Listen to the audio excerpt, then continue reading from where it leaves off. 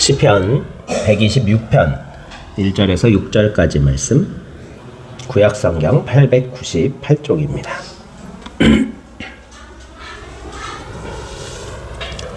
봉독해드리겠습니다. 여호와께서 시온의 포로를 돌려보내실 때에 우리는 꿈꾸는 것 같았도다. 그때 우리 입에는 웃음이 가득하고 우리 혀에는 찬양이 가득 찼었도다. 그때 뭇 나라 가운데에서 말하기를 여호와께서 그들을 위하여 큰 일을 행하셨다 하였도다. 여호와께서 우리를 위하여 큰 일을 행하셨으니 우리는 기쁘도다. 여호와여, 우리의 포로를 남방 시내들 같이 돌려 보내소서. 눈물을 흘리며 씨를 뿌리는 자는 기쁨으로 거두리로다.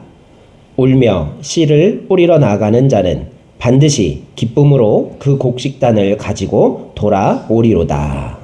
아멘. 할렐루야. 여러분, 세상에서 제일 맛있는 음식이 뭔지 아십니까? 요즘 흑백요리사라는 TV 프로그램에서 경연을 하죠. 셰프들이 나와서. 그런데요, 저는 의문이 있어요. 이 심사위원들이 계속 먹잖아요. 적은 양도 아니에요. 제대로 맛을 보기 위해서 계속 먹게 되는데, 뒤로 갈수록 저는 심사가 더 까다로워질 수밖에 없다는 생각이 들어요. 왜냐하면 세상에서 음식을 제일 맛있게 먹을 수 있는 방법은요, 배고플 때 먹어야 돼요. 여러분, 배 고플 때 굶어 보신 적 많이 있으시죠? 우리 혜연이 밥 먹듯이 굶고 다녀가지고 그냥 막 허겁지겁 먹는 모습 여러 번 봤었는데요. 금식을 해보면, 3일 금식을 해보면요, 평소에 내가 제일 싫어하던 음식이 눈에 보여도 너무너무 먹고 싶어요. 나 콩 들어간 밥 싫어해. 콩 한 알만 보여도 먹고 싶어진다니까요. 그 정도로 배가 고플 때에는요, 이 미각이 엄청나게 예민해져서 뭘 먹어도 달콤하고 맛있을 수가 없어요.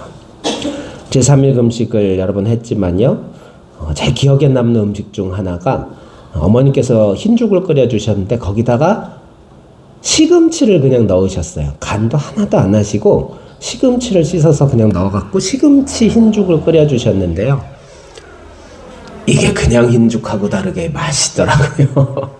시금치의 향이, 그리고 그 질감이 입안에서 느껴지면서 그냥 간장만 조금 뿌려가지고서 이렇게 시금치 흰죽을 먹는데, 조금 먹어야 되거든요. 보식할 때는요, 한 3일 금식을 했으면 적어도 3끼 이상은 조금씩 먹어야 돼요. 근데 너무 맛있어가지고 그릇을 먹고 또 조금 퍼서 또 먹고 그런다는 게 한 4-5번을 먹은 것 같아요. 그리고서는 그냥 위가 갑자기 늘어나가고 배가 막 아픈 적이 있었는데,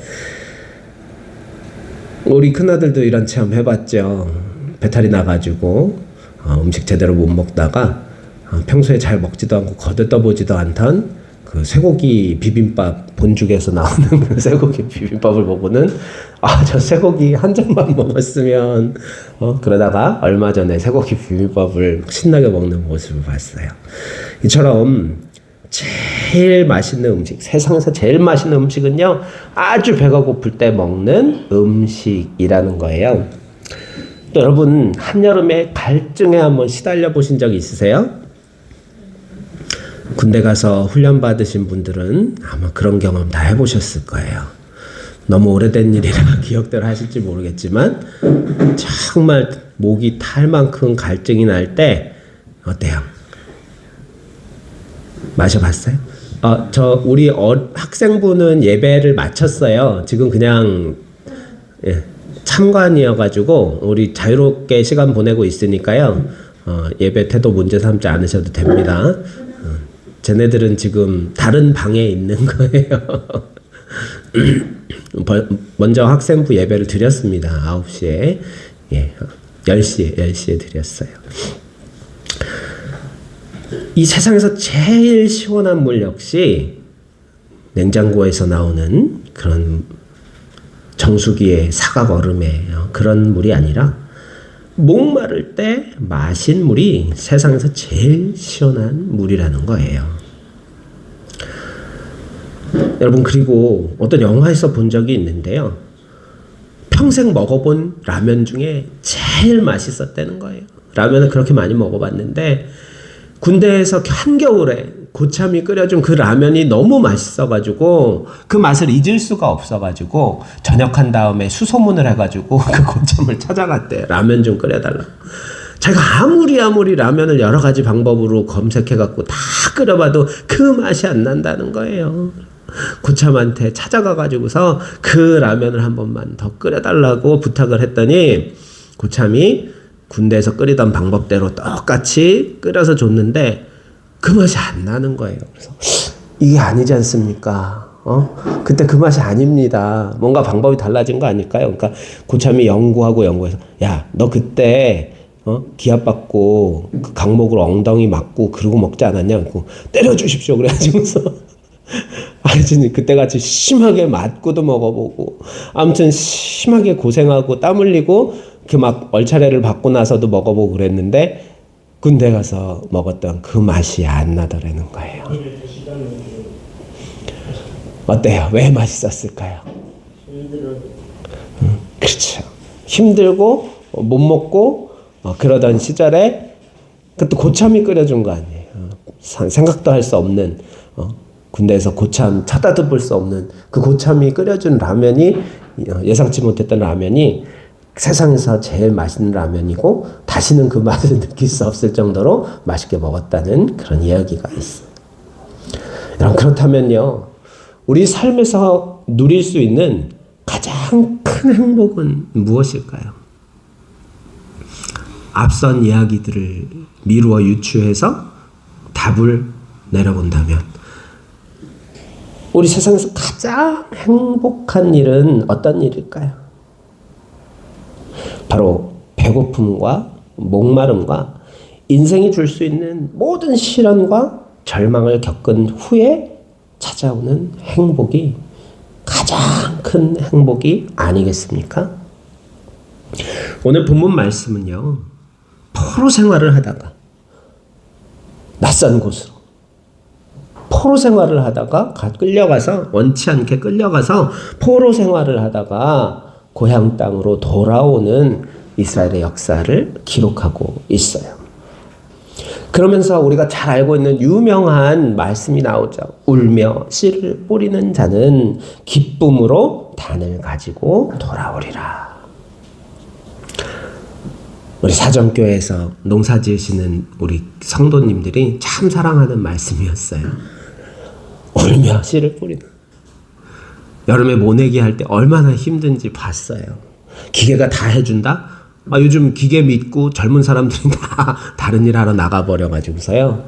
연세 많으신 지긋하신 어른들이 다 그 기계에다가 하기 위해서도 준비가 다 필요해야 돼요. 씨나락이라 그러죠. 씨나락. 그거 틔워가지고서 모판에다가 놔가지고 이제 모가 생기면 그거 이양기에다가 또 그 모판 싣고 가가지고 모판도 그냥 싣는 줄 알아요? 그 트랙터 뒤에 그냥 칸칸이 돼 있는 철로 만든 틀이 있어요. 젖꼬지 같이 생긴 거. 거기다가 크기 맞춰서 짜갖고서 만들어 놓은 그거에다가 그냥 차곡차곡 싣는데 이 모판 무게가 보통 나가는 줄 알아요? 푹 젖은 건데 그것들 그냥 차곡차곡 실어갖고 그것도 이양기에다가 이렇게 로딩을 해야 돼요. 차곡차곡 껴야 돼요. 물론 북한에선 보니까 뒤에 아주머니들이 이렇게 몇 명이 앉아갖고 최첨단 농업이라 그러면서 이양기가 가는데 아주머니들이 그 기계에다가 막 이렇게 뭐를 하고 있더라고요. 우리나라는 요즘 그냥 이게 판때기 딱 놓으면요, 기계가 탁 하나 물고 가서 하나 폭 심고 탁 물고 가서 하나 폭 심고 그러면서 또르르르 가면서 쭉 심어요. 그렇게 힘들게 모내기 하고 나서 이 모들이 여름 무더위에 그냥 무럭무럭 자라나는 걸 볼 때 신기해요. 야, 이렇게 물 위에 그냥 요만큼 나와 있던 것들이 언더 푸르게 자라더니 그냥 싹 들판에 초록 물결이 막 바람 불 때마다 일렁일렁 하는 거 보면은요, 야, 신기하다, 그런 느낌이 드는데요. 그걸 바라보는 고생하신 우리 농부들은 얼마나 마음이 기쁘겠어요. 그리고 또 야, 저긴 벌써 타작했구나. 미리 심어가지고서요, 햅쌀 먹으려고, 자기네들이 먹으려고 심지, 그거는 팔지도 않아요. 햅쌀을 미리 먹으려고, 그리고 부모님 드리려고, 또 자식들한테 보내주려고, 그렇게 미리 심어가지고, 다른 논밭보다 먼저 걷어가지고, 그 햅쌀을 거둘 때, 그거 뭐라 그러죠? 트랙터 말고, 그 거두는 거 콤바인이라고 그러죠. 콤바인. 요즘은 콤바인도 크기가 다양하더라고요. 그 콤바인이 한번 쑥 지나가면요, 그냥 곡식이 노란 곡식들이 들어가가지고 그걸 이제 트럭 뒤에다가 이렇게 나달 옮기는 그 통이 또 있어요. 건조도 되는 그런 거죠. 거기에 이제 콤바인에서 이렇게 탁 코끼리 코 같은 게 나와가지고 쭉 쏟아내요.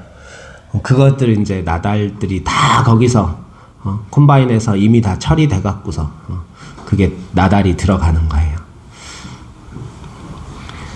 그 거두고 차시러 와갖고 톤백이라 그러잖아요. 톤백. 거기다 1톤 가까이 된다 그래서 톤백이라 그러는데, 거기다가 이제 곡식들 쫙 심어가지고 그거 이제 창고에다가 쟁여놓을 때 이 농부들의 마음이 얼마나 흐뭇한지 아주 가까이에서 지켜봤고, 저도 간접 경험으로 교회에 온 추수감사주일 헌금이 많이 들어오고 그런 기쁨을 함께 누려본 적이 있습니다. 이 유명한 말씀처럼 울면서 씨를 뿌리는 자는 기쁨으로 단을 가지고 돌아오리라 그랬어요. 우리 학생들 공부하기 참 힘들죠. 오늘 예수 그리스도의 이름의 능력에 대해서 말씀의 은혜를 학생부에서 나누었는데요. 예수 그리스도의 이름의 능력으로 기도하고 싶은 기도의 제목들 하나씩 다 받아서 같이 기도했는데요. 한 학생, 제일 어린 한 학생이 자유가 있었으면 좋겠어요. 학원 안 다니고 게임만 할 수 있는 자유가 있었으면 좋겠어요. 라고 소원을 말하는 걸 들었어요. 근데 지금 울면서 힘들게 하는 공부가 정말 삶의 큰 기쁨으로 되돌아오는 날이 있을 줄 우리는 압니다. 우리 학생들 지금 힘들지만 그 모든 수고와 노력들이 큰 기쁨의 단으로 우리의 삶의 열매로 돌아올 날이 있다는 것을 늘 기억하면서 살 수 있기를 간절히 소망해요. 여러분, 연애 많이 해보셨나요? 전 아쉽게도 연애를 한 번밖에 못했어요. 결혼하기 전에 한 번에, 그것도 몇 달도 안 됐어요. 한 3달, 4달 하고서는 제가 표현이 서툴렀나 봐요. 집이 서울 저 끝에 너무 먼 데여가지고 바래다 주는데 너무 힘든 거예요. 신나게 낮에 놀고 같이 놀고 등산하, 저 또 등산 좋아하잖아요. 산에 데려가고 등산하고 막 그러고서 내려와서 이제 노골노골해졌는데, 같이 저녁 먹고 이제 거기 서울 끝까지 거기까지 데려다 주려니까 얼마나 힘들어요.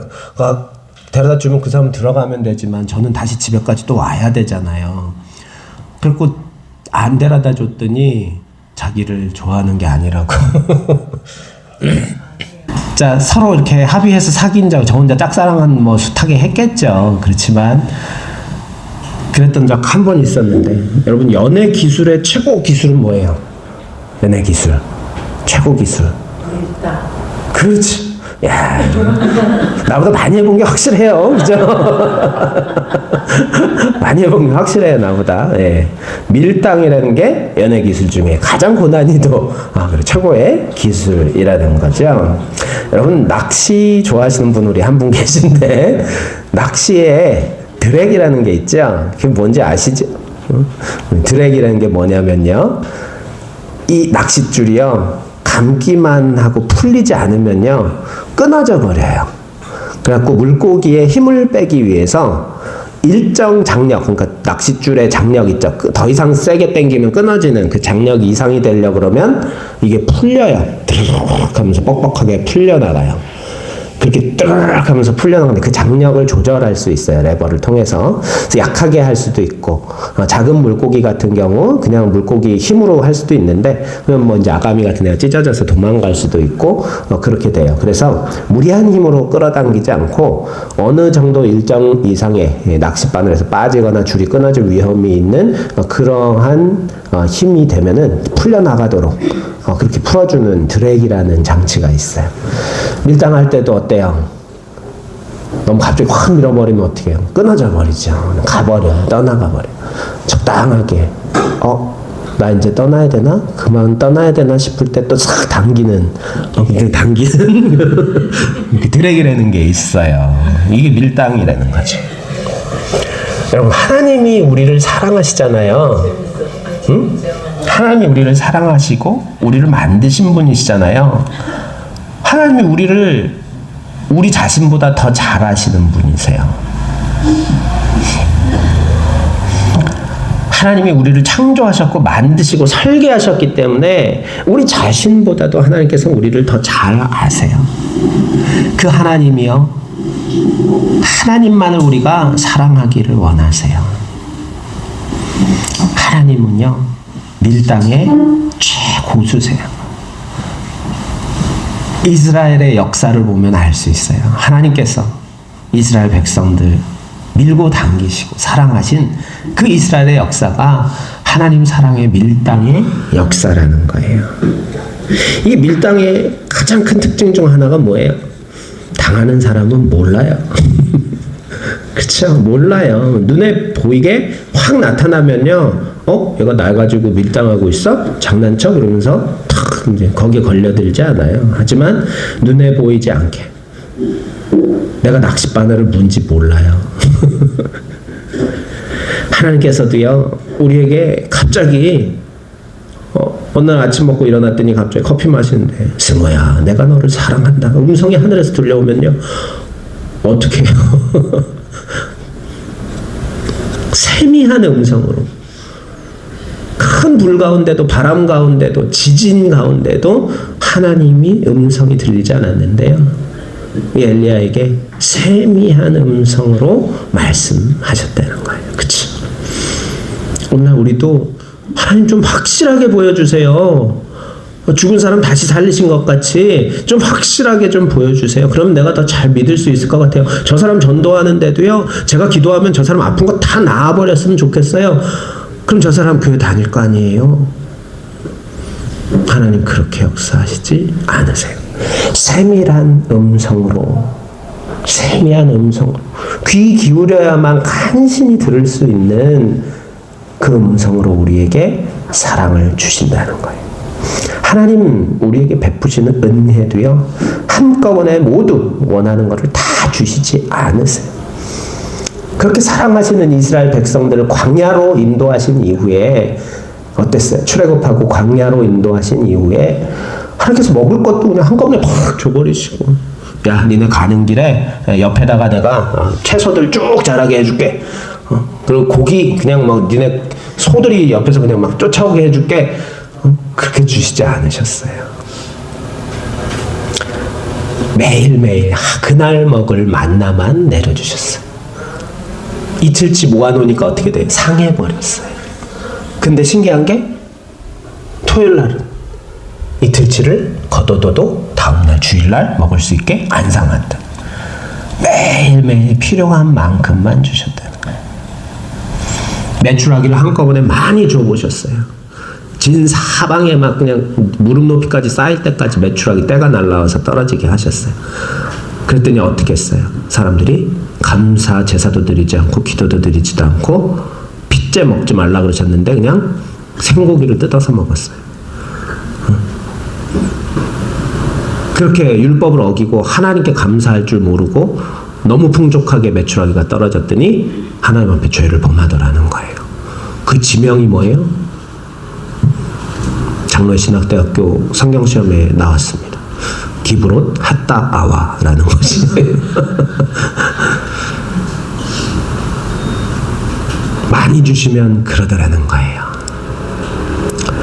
하나님께서 물을 주실 때도 목마를 때까지 내버려 두셨다가 어디서 나오는 물을 주셨어요.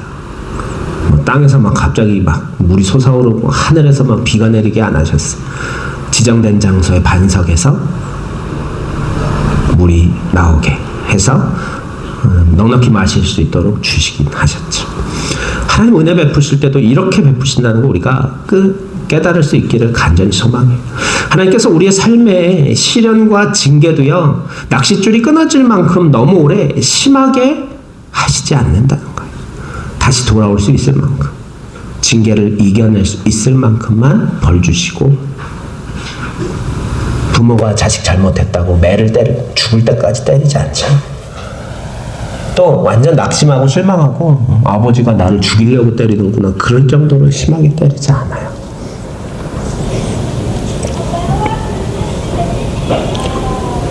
시련과 징계도 하나님께서 적절할 때 이길 수 있도록 너희가 감당치 못할 시험 당함을 허락지 아니하노라 말씀하셨어요.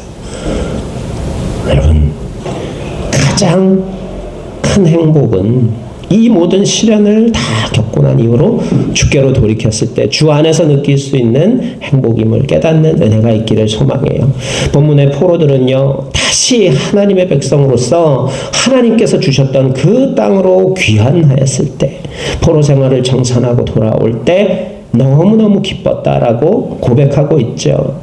고향으로 돌아오기를 그토록 갈망했다가 그것이 허락되었을 때 느끼는 기쁨, 뭐라고 표현해요? 꿈을 꾸는 듯하게 기뻤다라고 표현하고 있어요. 남방 시내와 같이 우리가 돌아왔다. 유다 남쪽의 네게부 지방이라는 곳인데요, 이 지방에는요, 여름에는 가물어요. 그리고 겨울에 비가 풍부해서 넘치는 곳이에요. 포로 생활 가물게 그렇게 여름과 같은 힘겨운 시간을 이기고 이제 풍성한 비가 내려서 강물이 흐르는 유다 남쪽의 네게부 지방의 남방 시내들처럼 이제 은혜의 강물이 우리에게서 감사의 기쁨이 흘러 넘친다고 고백하세요. 예수님께서 인류 역사 가운데 왜 유독 2000년 전 그때 오셨을까요? 예수님 오시던 당시에 세계는 어떠한 사회였을까요? 왜 예수님 하필 그때 오셨을까? 더 이전에 오시지 않으셨을까? 예수님 오셨던 시대를 돌아보면요, 그리스 철학이, 요즘 여러분 철학 이야기할 때요, 아직도 그리스 그 시대 철학에 대해서 얘기 안 할 수가 없어요. 다 그게 근원이고 뿌리가 되고 그때 한 번쯤 철학자들이 말했던 것들이고 그때 한 번쯤 생각했던 이론들이 오늘날 이제 더 꾸며지고 포장되고 더 복잡해졌을 뿐이지, 그때 이미 사람이 철학, 인생과 삶이 무엇인가에 대해서 해볼 수 있는 생각은 다 해봤던 시대라는 거예요. 그 시대에 예수님이 오셨어요. 인간의 삶에 대해서 사람이 가진 모든 지식과 경험과 그 모든 것으로 생각해 보았을 때 하나님의 구원이 없이는 인생에 희망이 있을 수 없다는 사실을 깨닫게 되었을 때, 별의별 학파가 다 있었잖아요. 쾌락주의, 실존주의, 무슨주의, 실존주의는 후에 나온 거예요. 그 모든 철학주의, 철학의 이론들이 답이 되지 못했다는 거예요. 인간은 왜 사는가에 대한 답이 되지 못했다는 거예요.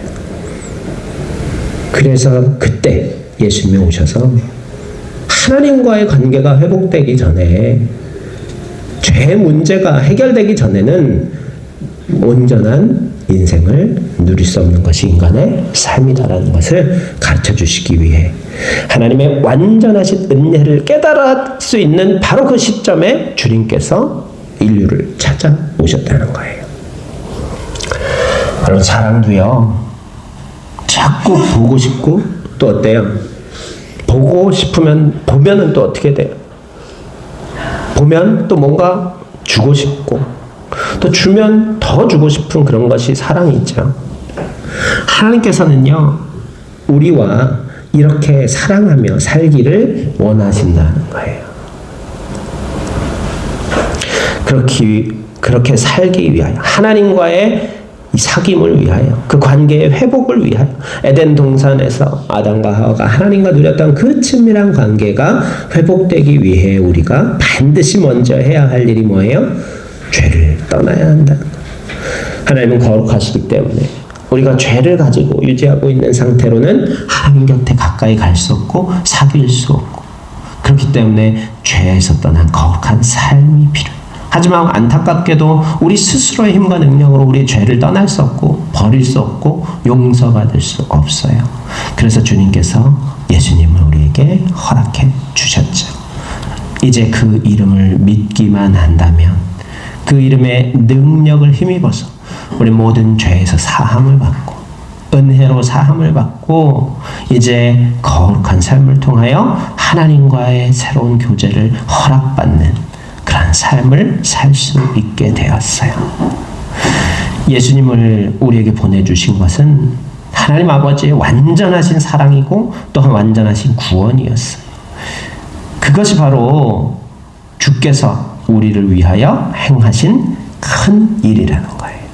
오늘 본문에 기록되어 있는 우리를 위하여 주께서 행하신 큰 일, 이스라엘 백성들이 꿈꾸듯한 기쁨으로 찬양하면서 돌아왔던 바로 그 일, 하나님과 회복된 하나님과의 관계가, 우상을 섬기고 율법과 말씀을 지키지 않고 왕들이 죄악을 범하고 그래서 포로로 잡혀갔다가 이제 그 포로기에 가물었던 여름과 같은 고난의 시간 가운데 통회하고 자복하고 회복하여서 하나님께서 이제 다시 예루살렘으로 돌아오게 해주신 그때 누릴 수 있게 되었던 기쁨, 우리의 삶이 바로 그러한 기쁨의 삶이어야 함을 깨닫기를 소망합니다. 이제 죄에서 떠나고 주님과의 관계가 회복되어질 때 우리 삶에 온전한 기쁨과 참된 행복, 배고플 때 먹는 제일 맛있는 음식, 목마를 때 마시는 가장 시원한 음료, 고난 가운데서 누릴 수 있는 참된 행복을 온전히 누릴 수 있게 될 줄로 믿습니다. 여러분, 보물은요, 아무 곳에나 있으면요, 그게 보물이 아니잖아요. 찾기 힘드니까 그게 보물이라는 거예요. 찾기 어렵기 때문에 그게 값진 거잖아요. 보물을 찾기 어려운 두 가지 이유가 있어요. 전혀 상반되는 두 가지 이유가 있어요. 첫 번째는 뭘까요? 희귀해요. 얼마 없어요. 여러분, 금이 막 길 가다 발길에 차이면 그게 금이에요? 돌이죠. 금이라고 부르지도 않았을 거예요. 돌이라 그랬을 거예요. 근데요, 또 한 가지 있어요. 우리가 간과하는 거. 너무 흔해서 찾지 못하는 경우가 있어요. 우리 삶 주변에요, 너무 많아서 깨닫지 못하는 금보다 더 소중한 보물들이 분명히 있어요. 뭘까요? 그렇죠. 딱 여기 적혀있는 설교 원고에 적혀있는 정답이에요. 우리 준영이가 물어보더라고요. 질식하는 게 뭐냐고. 가르쳐줬어요. 질소를 마시거나 또 뭐요? 우리 목소리 변조하는 거 무슨 가스죠? 아르곤, 헬륨가스 마시고서 하면은 안녕하세요 뭐 이런 목소리 나오잖아요. 왜 그래? 성대가 쪼그라붙어 갖고 그런 거잖아요. 근데 준영이가 이제 어디서 본 거예요. 인터넷에서 찾아본 거예요. 헬륨가스도 많이 마시면 죽을 수 있다. 이해하기 무서우네요. 거기에 나왔대요. 그래서 나한테 물어보는 거예요. 그래서 사람이 숨을 쉬지 못해서 고통스러운 이유는 산소 부족 때문에 고통스러운 게 아니에요. 죽는 건 산소 부족 때문에 죽는 게 맞아요. 근데 고통스러운 이유는요, 우리 몸에서 배출해야 하는 이산화탄소를 배출하지 못해서 고통스러운 거예요. 이산화탄소를 배출해 주면서요, 뭐 비닐봉지에다 이산화탄소 뱉고, 근데 중요한 건 그 뱉은 이산화탄소를 또 마시거든요. 그래서 비닐봉지 물고서 이렇게 하면은 질식하면 고통스러운 게 똑같아요. 근데요, 병원에서 안락사 시킬 때 질소가스를 흡입시켜요. 순도 100%의 질소가스를 흡입하면서 산소는 뱉어내고 이산화탄소를 뱉어내니까 고통은 못 느껴. 근데 질소가스는 우리 공기 중에도 70%가 있잖아요. 그렇죠? 그러니까 질소는 사람이 고통을 못 느끼는 그런 가스거든요. 그래서 질소가스를 마시고 이산화탄소를 배출해주면 고통 없이 그냥 사람이 안락사 되는 거예요. 이 청소년들이 부탄가스를 흡입하거나 본드 같은 그런 것들 환각 느끼는 게요. 이게 두뇌에 산소를 결핍시키는 거예요. 그래갖고서 산소가 부족하니까 환각을 보게 되고 애들이 그게 즐거운 줄 알고 그렇게 하는데 그 뇌를 망가뜨리는 거예요. 이 뇌세포가 다 죽어요. 우리 저기 인공호흡하고 질식한 사람 그 뇌 산소가 몇 분만 7분인가 하여튼 몇 분 이상 3분인가 하여튼 뇌에 산소가 공급되지 않으면 뇌가 영구히 손상돼 버려요. 회복이 안 돼요 이제. 그렇게 뇌사 상태 된 사람들은 뇌가 회복되지 않아서 식물인간으로 돌아오지 못하는 경우가 많은 거예요. 우리가 너무 많아서 깨닫지 못하죠. 공기의 소중함. 하나님의 은혜도요, 우리 주변에 공기처럼 넘쳐난다는 거예요. 우리가 눈을 뜨고 하나님의 은혜를 찾아보잖아요. 공기처럼 많다는 거예요. 사람이 다투고 나면 서운한 것만 보여요. 고마웠던 것들은 고마웠던 게 100이고 서운한 게 하나여도요. 그 서운했던 거 하나 그 때문에 고마움의 100이 보이지 않는 거예요. 제가 미술을 할 때 하얀 엽서 종이에다가 그림을 그리는데요. 어쩌다 거기에 잉크방울이 살짝 튀어서 요만한 점이 생겼어. 그 종이는 못 쓰는 종이가 되는 거예요. 아무리 하얗고 주변이 깨끗해도 한 방울의 잉크방울 때문에 못 쓰는 종이가 되고, 물론 지혜로운 사람은 거기다 뭘 그릴 수도 있겠죠. 그걸 눈으로 해가지고 동물을 그린다든지 그런 거예요. 하나님의 은혜가 우리 주변에 너무 많아가지고 깨닫지 못하는 경우가 많다는 거예요. 그렇지만 우리가 눈을 돌려서 감사를 찾기 시작하면요, 하나님의 은혜는 값진 복물처럼 우리 주변에 많이 있다는 것을 깨닫기를 간절히 소망해요. 하나님께서 간절히 찾는 자와 만나주세요. 주님을 갈망하며 그 사랑을 누리는 두 가지 방법이 있어요. 오늘 본문에 등장한 이스라엘 백성들 어때요? 죄를 짓고 징계를 받은 후에 다시 용서함을 받은. 또 하나는 어때요? 이미 베푸신 하나님의 은혜에 감사함으로 주님을 날마다 찬양하며 갈망하며 살아가는 두 가지 방법이 있어요. 여러분, 공부를 잘하는 방법이 두 가지 있어요. 엄마 아빠한테, 선생님한테 매를 맞아서 공부를 열심히 할 수 있는 방법이 있고요. 어때요? 스스로 알아서 잘하는 아이들도 있어요. 공부 잘하고 싶죠? 어떻게 하면 돼요? 열심히 하면 된다는 거 다 알죠? 매 맞으면서 할 거예요? 스스로 할 거예요. 둘 다 싫어요. 둘 다 싫어요. 그냥 안 했으면 좋겠어요. 게임만 했으면 좋겠어요. 하나님의 은혜, 죄짓고 징계받고 나락간 다음에 회복되는 게 아니고요. 우리가 평범한 우리의 일상에서 은혜를 찾고 발견하고 감사함을 통해서 그 하나님의 은혜에 충만한 삶을 살아가는 저와 여러분 모두가 되시기를 간절히 소망합니다. 기도드립시다. 은혜와 사랑이 충만하신 생명의 하나님, 저희들 너무나 어리석어서 우리 주변에 깨닫지 못하는 하나님의 은혜와 사랑들이 얼마나 풍성한지를 잊고 살아가고 있습니다.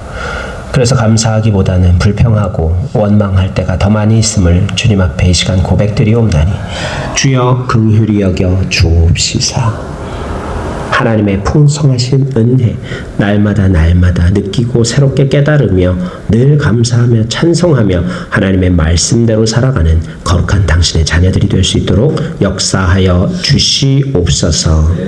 비록 우리의 삶이 시련과 환난과 어려움 가운데 있다 할지라도 그 어려움 후에 주실 하나님의 놀라우신 은혜와 사랑을, 참된 행복을 기대하고 소망하며 그 모든 시련의 광야길을 이겨내는 지혜로운 당신의 백성들 될 수 있도록 함께해 주시기를 간절히 소망하오며 우리를 원하신 예수 그리스도의 이름으로 감사하며 기도드리옵나이다.